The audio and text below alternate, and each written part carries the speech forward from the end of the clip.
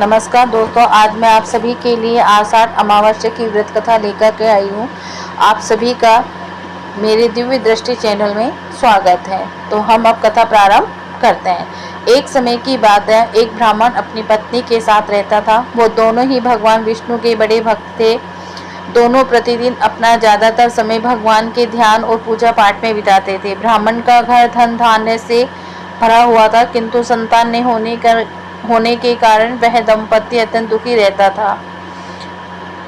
एक दिन ब्राह्मण ने अपनी पत्नी से कहा कि मैं तपस्या करने के लिए वन में जा रहा हूँ। इसके बाद वह भगवान पर भरोसा और संतान की कामना लेकर वन में तपस्या करने के लिए चला गया। ब्राह्मण को कठोर तपस्या करते हुए कई वर्ष बीत गए, लेकिन उसे फल की प्राप्ति नहीं हुई। अंत में हार मानकर ब्राह्मण ने अपने जीवन को समाप्त करने का निर्णय किया। अपने जीवन समाप्त करने के बारे में सोचकर उसने पेड़ की डाली पर फांसी का फंदा डाल दिया और अपने गले पर बांधने लगा। तभी वहां पर सुख अमावस्या प्रकट होकर बोली, हे ब्राह्मण, तुम्हारे भाग्य में 7 जन्म तक कोई संतान नहीं लिखी है, किंतु मैं तुम्हें 2 कन्या का वरदान देती हूँ। तुम अपनी एक कन्या का नाम अमावस्या रखना और दूसरी का नाम पूनम रख देना। तुम अपनी स्त्री से कहना कि वह 1 वर्ष तक सुख अमावस्या का व्रत रखे और अमावस्या के दिन 1 कटोरी चावल भरकर उस पर दक्षिणा रखकर दान कर दे।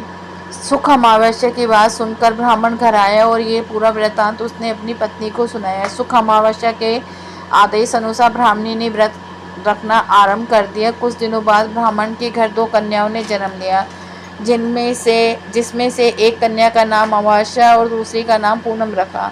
जब ब्राह्मण की दोनों बेटियां बड़ी हुई तो ब्राह्मण ने उनका विवाह कर दिया। बड़ी बहन अमावस्या धार्मिक प्रवृत्ति की थी। वह काफ़ी समय भगवान की पूजा और धर्म कर्म में व्यतीत करती थी।